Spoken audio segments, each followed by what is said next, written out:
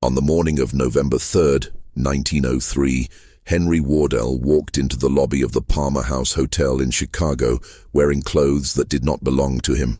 The desk clerk would later testify that Wardell's hands were wrapped in what appeared to be torn strips of canvas, that his boots were caked with a substance the clerk initially mistook for dried mud, and that when asked if he required medical attention, Wardell simply shook his head and requested his room key.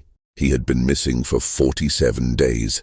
The Northwestern Lumber Expedition, which had departed from Duluth on September 14th with 6 men aboard, had been expected to return by early October.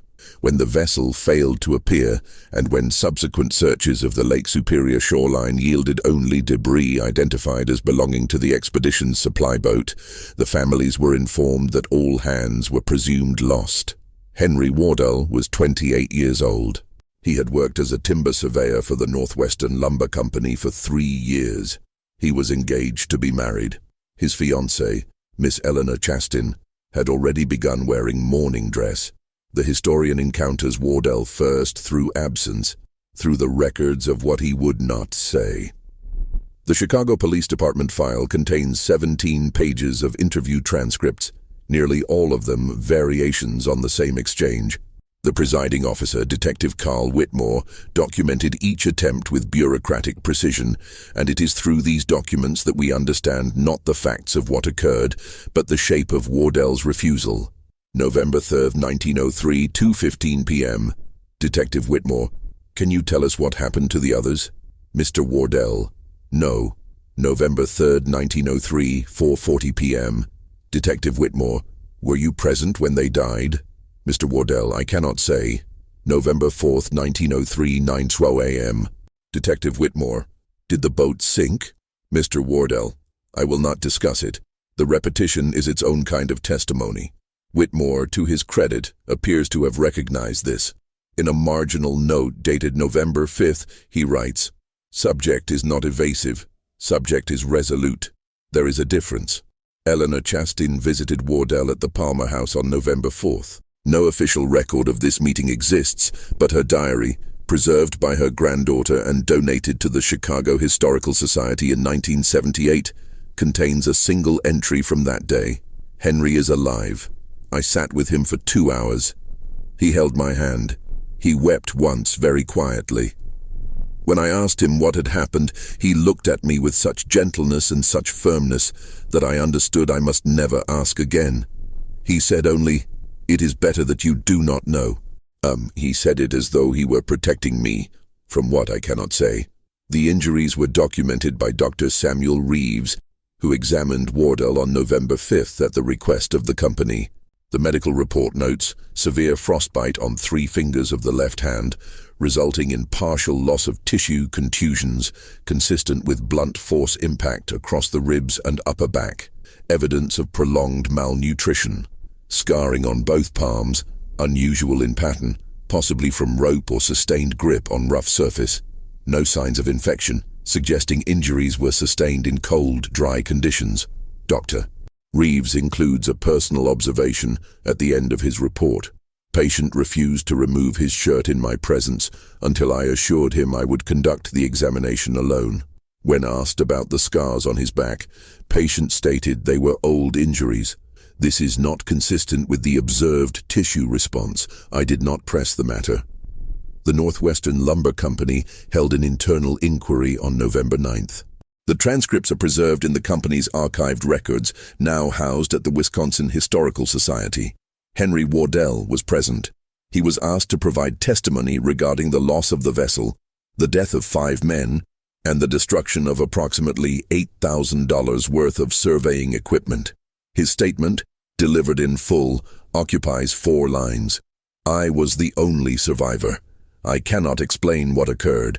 I bear full responsibility for my survival. I will not speak further on this matter.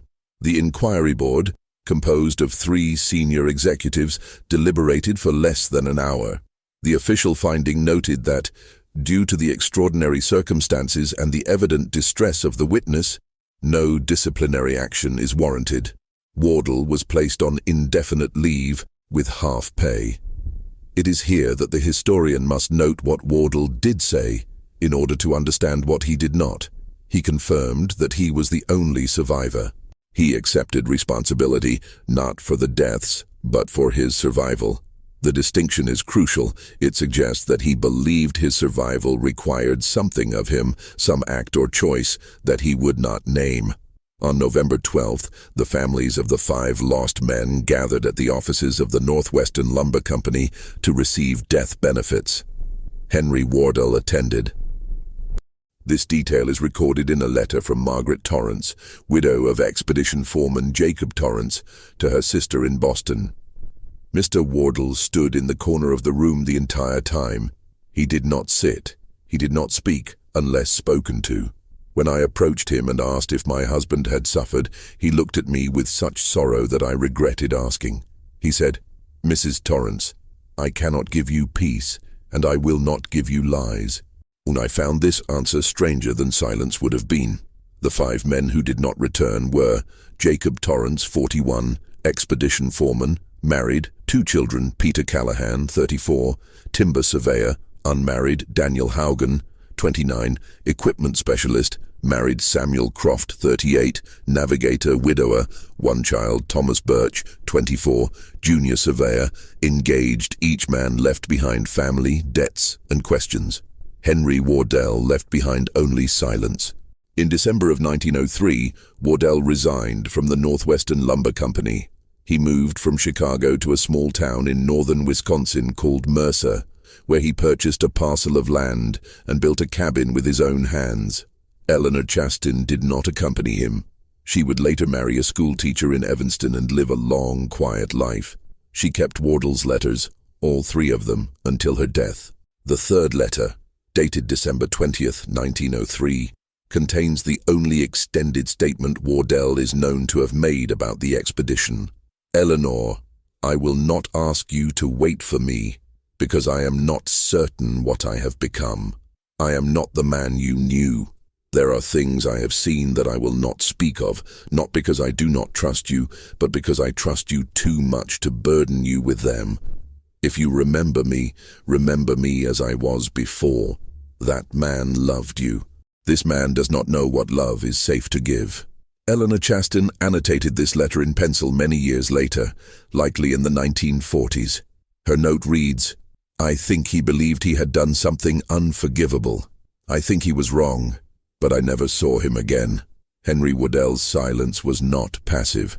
It was not the silence of a man who could not speak, but of a man who would not. This distinction, subtle but absolute, shapes everything that follows. It is the foundation upon which the entire mystery rests.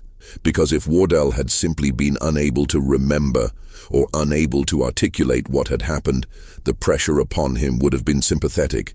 Instead, the pressure was investigative and eventually accusatory. People do not accept silence when they believe speech is possible. They interpret it as concealment, and perhaps they were right. The Northwestern Lumber Expedition of 1903 was unremarkable in its planning and routine in its purpose.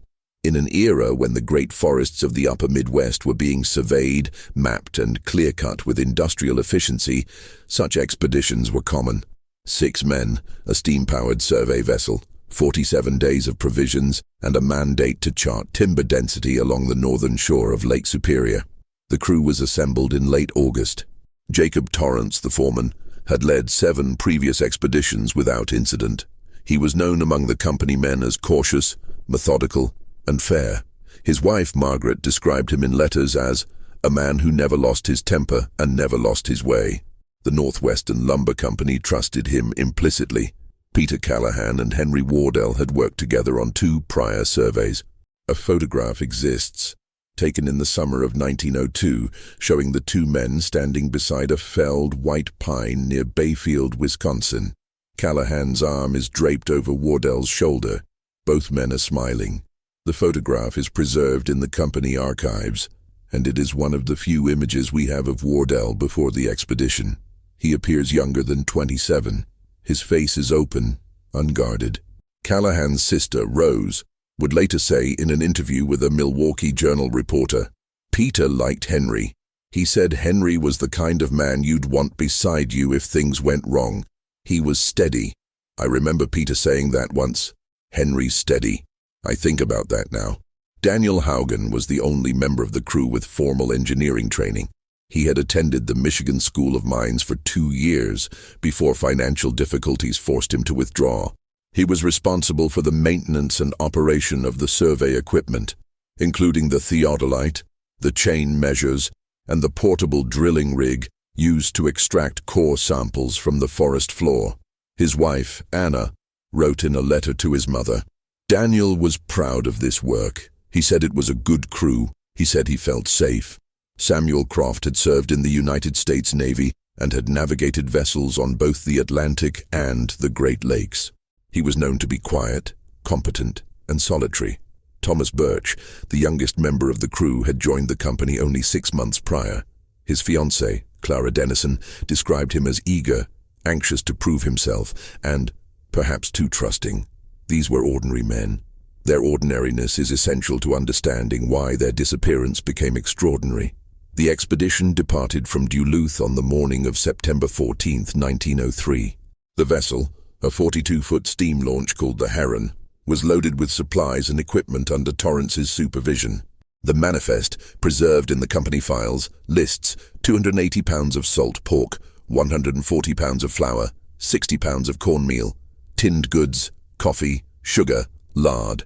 Surveying equipment valued at $8,000, medical supplies, including bandages, iodine, laudanum, and a surgical kit. 2 rifles, ammunition, fishing tackle, canvas tents, wool blankets, oilskin tarps, axes, saws, rope, nails. The list is mundane. It is also complete. This would become important later, when investigators tried to understand how one man survived for 47 days. The Heron was last seen by reliable witnesses on the afternoon of September 16th, passing the harbor at Grand Marais, Minnesota. The harbor master, a man named Owen Teague, recorded the sighting in his logbook. He noted that the weather was clear, the lake calm, and that the vessel appeared to be proceeding northeast at standard speed. Teague would later tell investigators, "I didn't think nothing of it. It was just another lumber boat. They all looked the same after a while." The planned route would take the Heron along the northern shore of Lake Superior into Canadian waters, with the crew conducting surveys at intervals of approximately 10 miles. Torrance's itinerary, filed with the company, indicated they would make landfall at 12 designated points, spending 2 to 4 days at each site before proceeding. The entire circuit was expected to take 6 to 7 weeks. This was September. The weather on Lake Superior in September is often calm, though cold fronts can arrive without warning. The water temperature averages 52 degrees Fahrenheit. A man in the water, even a strong swimmer, can survive perhaps 20 minutes before hypothermia claims him. The crew understood this. They were experienced. They were prepared. What we know of the relationships among the 6 men comes largely from their letters and from interviews with their families.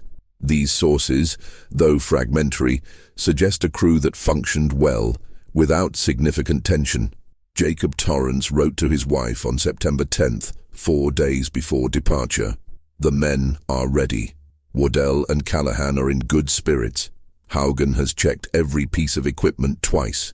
Croft is his usual silent self, but capable. The boy, Birch, is nervous, but he'll settle once we're underway. I have no concerns." Peter Callahan wrote to his sister Rose on September 12th. "We leave Tuesday. I'm glad Henry is with us. He's the only one I'd trust to keep his head if something went sideways. Not that anything will. Torrance runs a tight ship." Daniel Haugen wrote to his wife Anna on September 13th. "I will write again from Grand Marais. The equipment is loaded. All is in order. Kiss the children for me. I will be home before the first snow."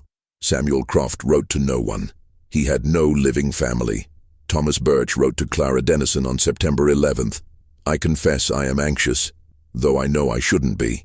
Mr. Torrance says there is nothing to fear if we follow procedure. Mr. Wardell has been kind to me. He is teaching me how to read the land. I think he is a good man. These letters are not evidence of conspiracy or conflict. They are evidence of normalcy, of trust." The historian must consider this. 6 men departed Duluth with confidence in their mission, in their equipment, and in one another. 7 weeks later, 5 of them were dead, and the 6th would not say why. What changed? On September 18th, the heron would have reached the vicinity of the first survey site, a stretch of shoreline approximately 30 miles east of Grand Marais. The procedure was routine. Anchor offshore, send a landing party to the beach with equipment, conduct the survey, return to the vessel, and proceed. There is no record of what occurred on September 18th.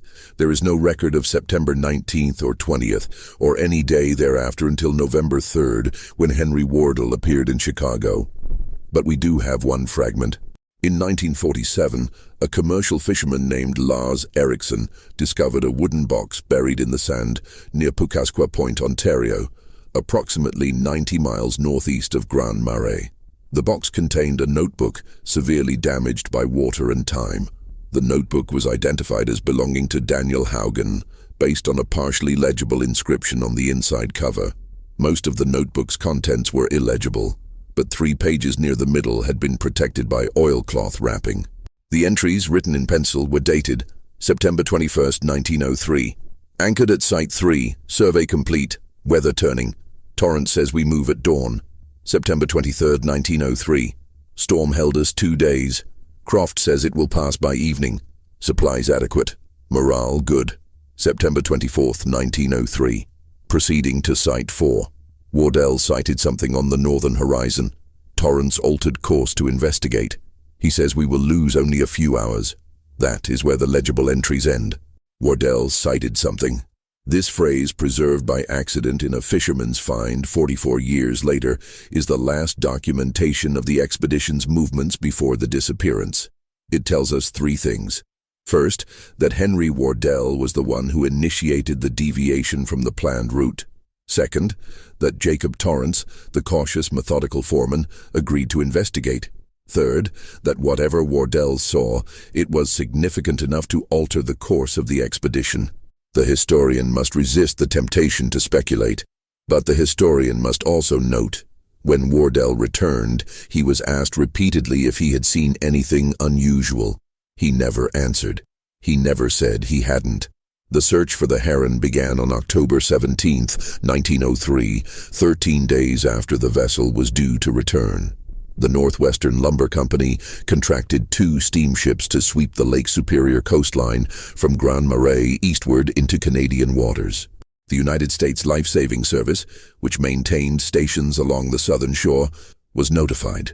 The Royal Canadian Mounted Police dispatched constables to query harbor masters and lighthouse keepers from Michipicoten to Thunder Bay. No one had seen the heron. On October 23rd, wreckage was discovered on the beach near Michipicoten Harbor, Ontario. The debris included fragments of a wooden hull bearing partial lettering identified as consistent with the heron's registration mark, a section of steam piping 2 oars, canvas fabric, torn and waterlogged, a wooden crate marked with the Northwestern Lumber Company insignia.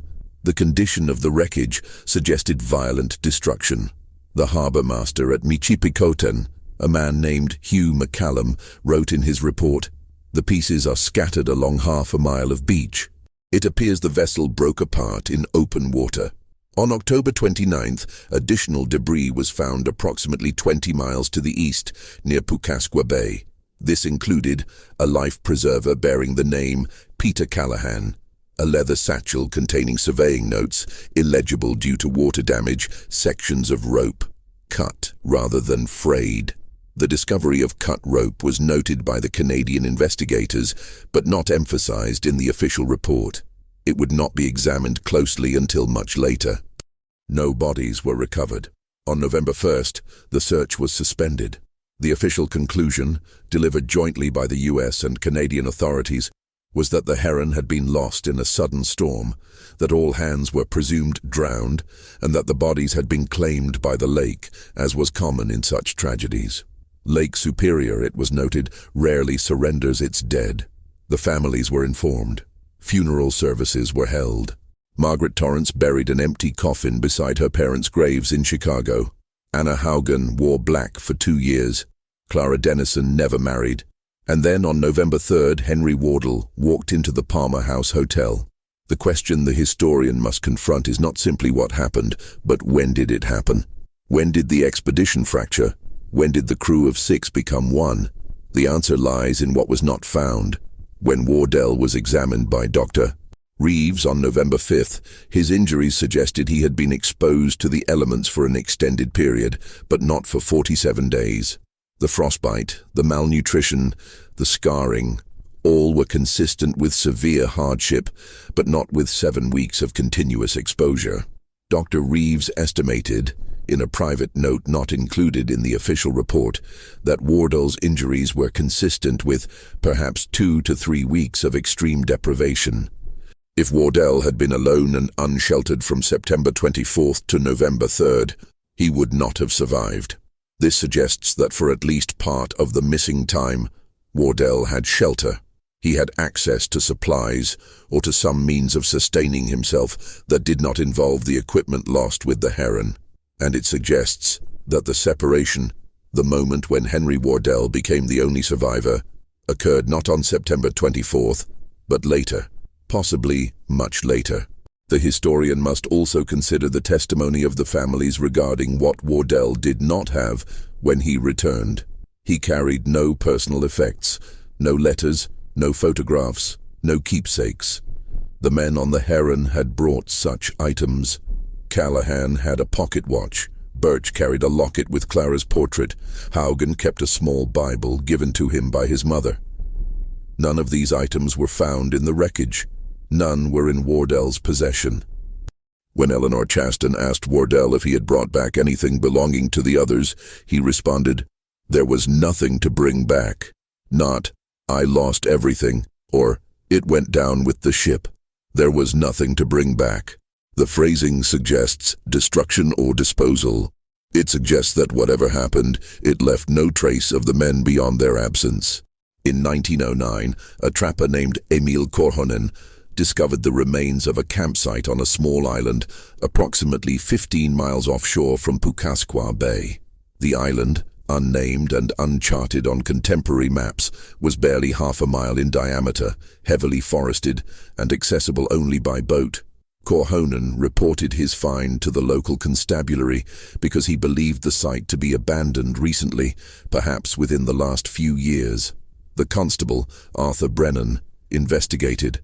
His report, filed with the Ontario Provincial Archives, describes the remnants of a canvas tent, rotted but still partially intact, a fire pit containing charred wood and ash, evidence of human habitation including carved markings on several trees.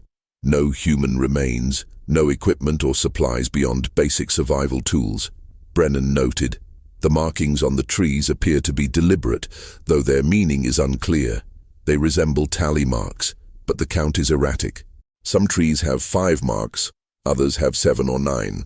One tree near the fire pit has been carved with what appears to be the letter W, followed by 4 deep gouges. Brennan's report was not connected to the Heron investigation at the time. It was filed as an incident of abandoned wilderness habitation and forgotten. But in 1954, a historian named Dr. Lillian Voss, researching the lumber industry of the early 20th century, discovered both Brennan's report and the records of the Heron investigation. She noted the timeline. The campsite appeared to have been used within 5 years of the Heron's disappearance. She noted the location. The island was within plausible distance of the expedition's planned route, and she noted the letter carved into the tree.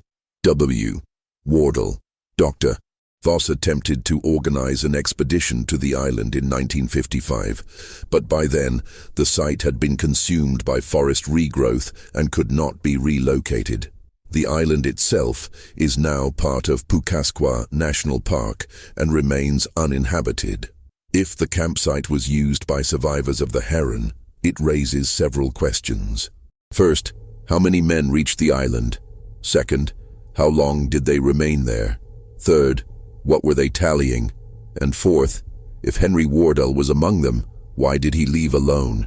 The carved letter W followed by 4 deep gouges is particularly troubling. 4 men, 4 marks, not 5. The historian resists the obvious conclusion, but the historian must acknowledge If 6 men departed Duluth and 1 returned, then 5 died. If the campsite on the island was used by survivors, and if the markings represent those survivors, then the separation occurred in at least 2 stages. First, 1 man was lost, perhaps on September 24th, when the Heron was diverted. Then later, the remaining 5 reached the island. Then 4 more were lost, and Henry Wardell, alone, returned. What happened in the interval between 5 and 1?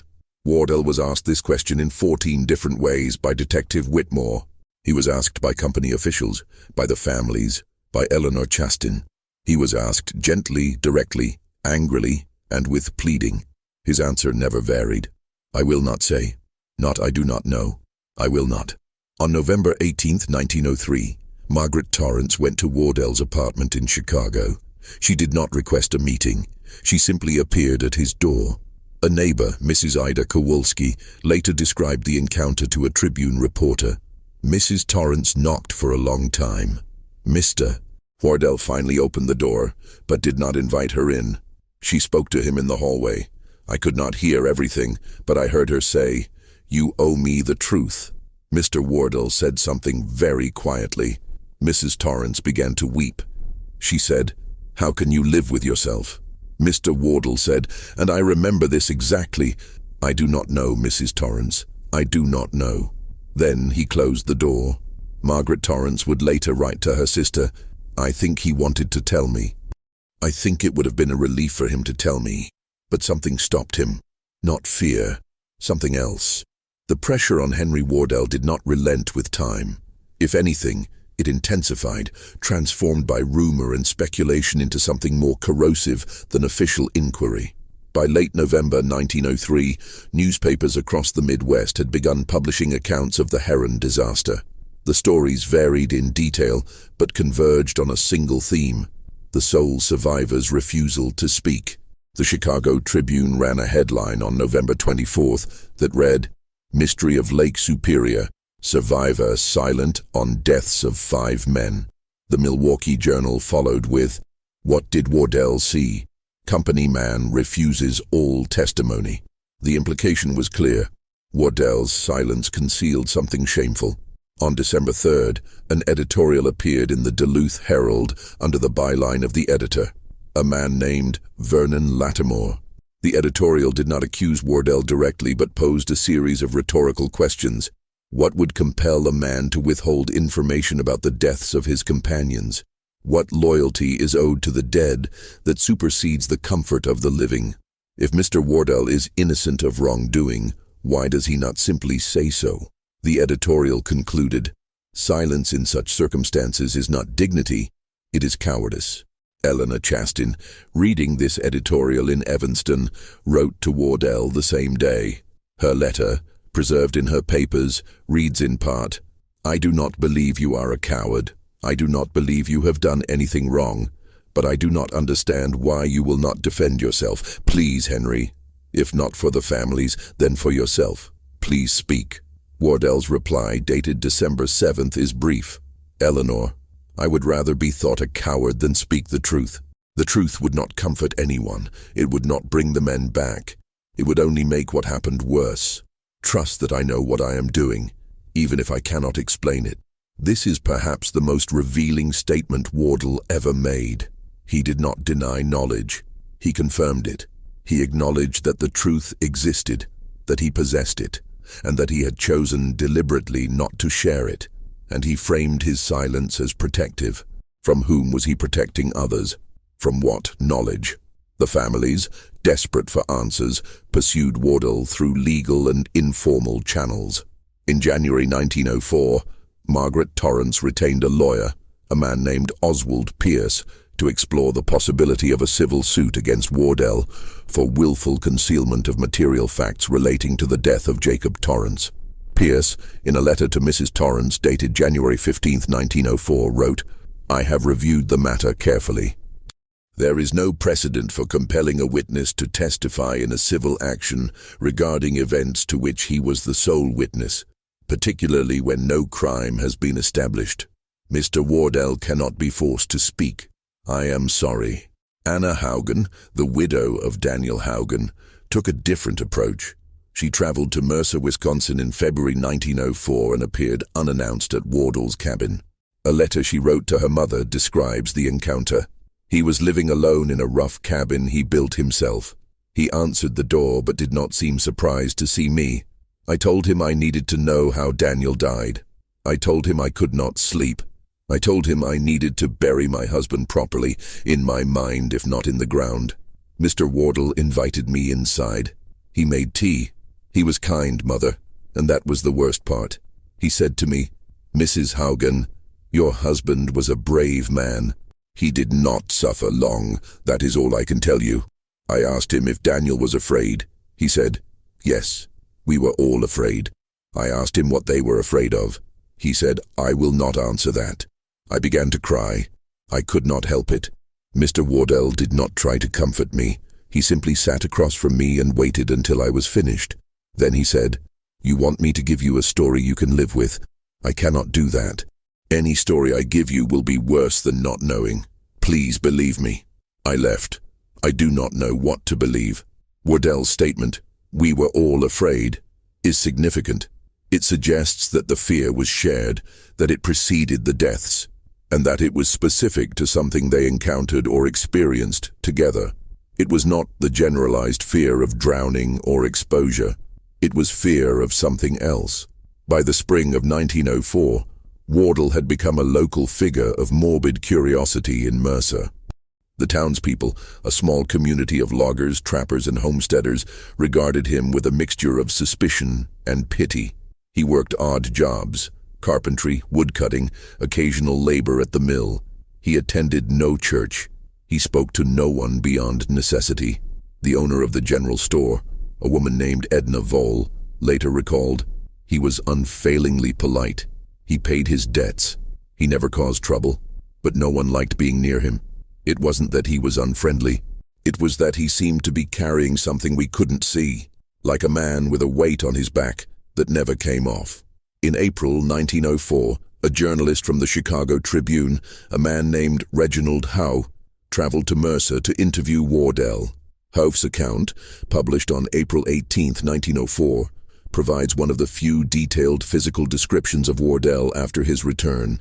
Mr. Wardell is tall, lean, with the bearing of a man 20 years older than his 28 years. His hands are scarred, his face weathered. He does not smile. When I approached him outside the general store and identified myself, he said only, "I have nothing to say to you." I persisted. I explained that the families deserved answers. He looked at me with an expression I can only describe as profound sadness and said, "The families deserve peace. I cannot give them that. Neither can you." Then he walked away. Huff concluded his article with a question, "What kind of man chooses silence over absolution?" The answer, perhaps, is a man who believes absolution is impossible. In June 1904, Clara Dennison, the fiancée of Thomas Birch, wrote to Wardell. Her letter is short and wrenching. "Mr. Wardell, I do not ask you to tell me what happened. I ask you only this. Did Thomas speak of me? Did he know he was going to die? Did he suffer? Please, Mr. Wardell. I am 23 years old and I will never marry. I will live my whole life not knowing. If you have any mercy, answer me." Wardell's reply, dated June 14, 1904, is the longest piece of correspondence he is known to have written after the expedition. "Miss Dennison, Thomas spoke of you often. He loved you very much. He was afraid at the end, but he did not suffer long. I will not tell you more, not because I do not wish to give you comfort, but because the details would not comfort you. They would haunt you, as they haunt me. Thomas was a good man. He did not deserve what happened. None of them did. I think of him every day. I think of all of them every day. You asked if I have mercy. I do not know. I do not think mercy is something I am capable of anymore. But I will tell you this. Thomas would not want you to spend your life grieving. He would want you to live. Please try to live. I am sorry. I am so very sorry. Henry Wardell." Clara Dennison kept this letter for the rest of her life. In 1961, in her 70s, she gave an interview to a graduate student researching the history of Lake Superior shipping disasters. She said, "I hated him for years. I thought he was selfish, cruel. But when I read that letter now, I think he was just broken. I think whatever happened broke him in a way that couldn't be fixed." By the end of 1904, the inquiries had mostly ceased. The families, exhausted and grieving, had no legal recourse and no emotional energy left to pursue a man who would not speak. The Northwestern Lumber Company quietly closed its file on the matter. The press moved on to other tragedies. Henry Wardell remained in Mercer. He built a larger cabin. He kept to himself. He aged. In 1912, a forest fire swept through parts of northern Wisconsin. Wardell's cabin was destroyed. He rebuilt it in the same location. When asked by a neighbor why he didn't move to safer ground, he reportedly said, "I belong here." In 1918, during the influenza pandemic, Wardell contracted the illness but survived. The doctor who treated him, a man named Paul Reinhardt, noted in his personal journal, "Wardell seemed almost disappointed to recover. I have never seen a man so indifferent to his own survival." The silence, once a source of outrage, became simply a fact of his existence. People stopped asking. They assumed he would take his secrets to the grave. And for 43 years he did. Henry Wardell died on March 12, 1947, at the age of 71. He was found in his cabin by a mail carrier who had noticed that Wardell's mailbox had not been emptied for several days. The cause of death was determined to be heart failure. He died alone, as he had lived. Wardell left no will. His cabin and property were claimed by the state of Wisconsin for unpaid taxes. His belongings were inventoried by the county clerk and auctioned to settle the debt. The inventory is mundane: furniture, tools, clothing, kitchenware. There were no personal letters, no journals, no photographs. There was, however, a locked wooden box. The box was discovered in a crawl space beneath the floorboards of the cabin. It was approximately 12 inches long, 8 inches wide, and 6 inches deep, constructed of oak with brass hinges. The lock was still engaged. The county clerk, a man named Howard Lassiter, later described the discovery in a letter to the Wisconsin Historical Society. "We debated whether to force the lock. The box clearly had value, but it was also clear that Mr. Wardell had hidden it deliberately. In the end, we decided to open it.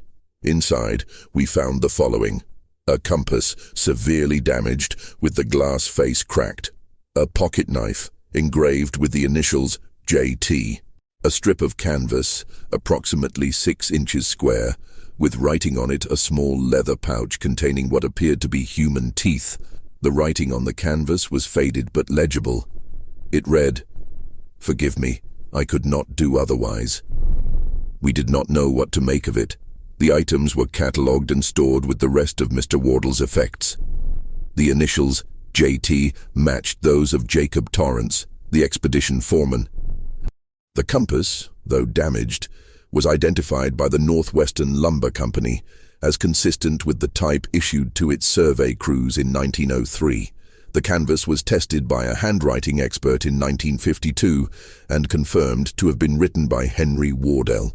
The teeth were never identified. They were catalogued as unidentified organic material and eventually lost in a storage facility fire in 1963. "Forgive me, I could not do otherwise." This phrase, discovered after Wardell's death, is the closest he ever came to a confession. But it is not a confession of guilt. It is a confession of necessity. Wardell is not asking forgiveness for what he wanted to do, but for what he had to do. The question is, what did he have to do? Dr. Lillian Voss, the historian who discovered the connection between the Heron investigation and the abandoned campsite on the unnamed island, published a paper in 1959 titled "The Ethics of Silence, a Study of Survivor Testimony in the Lake Superior Disasters, 1890-1920. In it, she argues, Henry Wardell's silence cannot be understood as evasion. It must be understood as a moral choice. Wardell believed that speaking would cause harm, not to himself, but to others. The nature of that harm remains unclear, but the consistency of his refusal suggests it was not trivial. We are accustomed to thinking of testimony as a moral duty. We believe the dead are owed the truth. But Wardell seems to have believed the opposite. that the dead were owed protection from the truth, that the living were owed protection from the truth. What truth could be so terrible that silence was preferable? Dr. Voss interviewed several people who had known Wardell in his later years. One of them, a former neighbor named Ruth Holloway, recalled a conversation she had with Wardell in 1940. I asked him once very gently if he ever regretted not telling people what happened. He thought about it for a long time. Then he said, "Every day, but I would regret telling them more." I asked him why. He said, "Because some things, once known, cannot be unknown, and the knowing does not help. It only spreads. The knowing does not help. It only spreads." This suggests that Wardell believed the truth was not merely painful, but contagious, that it carried some quality that would harm those who learned it. This is not the reasoning of a man protecting himself. It is the reasoning of a man protecting others. But from what? The historian is left with fragments: the cut rope in the wreckage, the campsite with the tally marks, the letter W carved into a tree followed by 4 gouges, the pocket knife belonging to Jacob Torrance, hidden beneath Wardell's floorboards for 43 years, the teeth, and the silence. There are, of course, theories. Over the decades, speculation has ranged from the plausible to the absurd. Some have suggested cannibalism, that the men, stranded and starving, turned on one another, and that Wardell survived by participating in or witnessing an act so horrific he could not speak of it. The teeth, discovered in the locked box, lend some credence to this theory, though they were never conclusively identified. Others have suggested murder, that something happened among the crew, some betrayal or conflict, that led to violence, and that Wardell either committed the violence or failed to prevent it.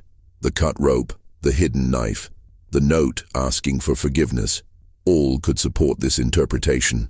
Still others have suggested accident, that the men died one by one through a series of preventable tragedies, and that Wardell, paralyzed by guilt and survivor's remorse, could not bear to describe his own helplessness. But none of these theories fully account for Wardell's specific phrasing. "I could not do otherwise." This is the language of impossible choices, not of moral failure. It suggests that Wardell was faced with a situation in which every option was unacceptable, and he chose the least terrible. What choice would a man make that he could neither defend nor describe? In 1981, a diver exploring the waters near Pukasqua Bay discovered a section of metal chain, heavily corroded, tangled in the rocks approximately 40 feet below the surface. The chain was approximately 12 feet long and bore the manufacturer's mark of a company that supplied equipment to the Northwestern Lumber Company in the early 1900s. Attached to one end of the chain was a length of cable, also corroded, that appeared to have been cut. The diver reported the find to the Canadian Coast Guard, which logged it as debris from an unidentified wreck. The chain was not preserved, but the diver, a man named Thomas Kendrick, later wrote in a recreational diving journal, "The chain looked like it had been used to secure something heavy. The cut was clean, not rusted through. Someone severed it deliberately. If the chain belonged to the Heron, it raises the question, what were they securing, and why was it cut? The historian cannot answer these questions. The evidence is too fragmentary, the witnesses too silent, the time too distant. But the historian can observe the shape of the silence and infer its meaning. Henry Wardell lived 43 years after the expedition. He never married. He never returned to Eleanor Chastin. He worked, he ate, he slept, he aged.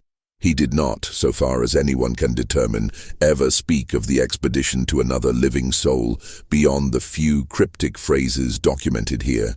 He could have spoken. At any time, he could have called a reporter, written a confession, told a priest. He chose not to. This was not passivity. This was discipline. What kind of man maintains such discipline for 43 years? What kind of man believes every single day that his silence is necessary? A man who has seen something he believes the world is not ready to know, or a man who has done something he believes the world should never forgive, or perhaps a man who knows that the distinction between those two things is meaningless. Eleanor Chastin, in her final years, was interviewed by a local historian in Evanston. She was asked if she still thought about Henry Wardell. She replied, "Every day. I think he loved me. I think he loved the men on that boat. I think whatever happened, it destroyed something in him that couldn't be rebuilt. I don't think he was a bad man. I think he was a man who had to choose between two terrible things, and he chose, and he lived with it. That's all I can say." The historian, reviewing all the evidence, arrives at no conclusion. This is not a failure of method. It is an acknowledgement of design. Henry Wardell did not want his story understood. He wanted it buried. And for the most part, he succeeded. But he left traces. The letter to Clara Dennison, the note in the locked box, the compass, the knife, the teeth. These are not the artifacts of innocence. They are the artifacts of witness. Wardell saw something, or did something, or both. And he chose silence, not because he had nothing to say, but because he believed saying it would be worse. The historian must respect that choice, even while interrogating it. Wardell's silence was not empty. It was full of intention, of will, of fear. It was a silence that protected, that concealed, that endured. And perhaps in the end that is enough. Because the truth, whatever it is gone. The lake claimed the bodies. Time claimed the witnesses. Wardell claimed the story. And he took it with him. On Wardell's gravestone in the Mercer Cemetery, there is no epitaph, just his name and his dates. A blank space where the truth might have been written. But the blank space too is a kind of testimony. It says, "I was here. I survived. I will not say how." And in that silence, the mystery remains, not unsolved, but unspoken.